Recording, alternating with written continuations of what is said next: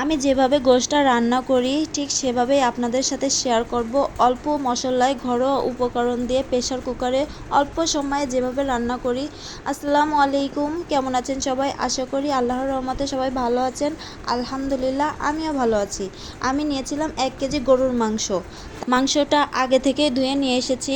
তারপর কড়াইতে পরিমাণ মতো তেল দিয়ে এলাচ দারুচিনি দিয়ে একটু ভেজে নিলাম।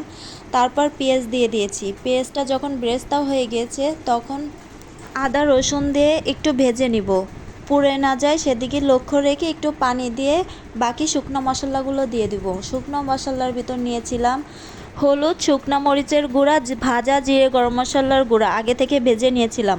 তারপরে ওইটা ভালো করে কষিয়ে তার মধ্যে গোশটা দিয়ে দিব।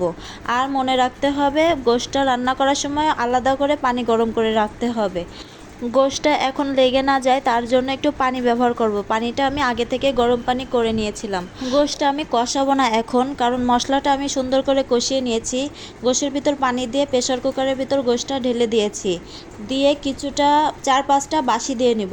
বাসি দেওয়ার পর গোশটা আমি নামিয়ে নিব। নামিয়ে নেওয়ার পর দেখব কতটুক পরিমাণ সেদ্ধ হয়েছে। তারপর আলাদা করে আলু, আস্ত রসুন এগুলো কেটে নিব। নেওয়ার পর গোশের ভিতর সেইগুলো দিয়ে দিব।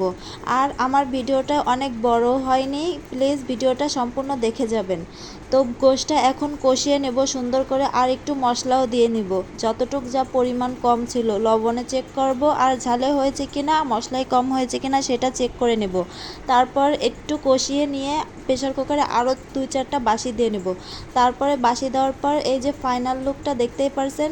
আমার ভিডিওটা এই পর্যন্ত। আল্লাহ হাফেজ।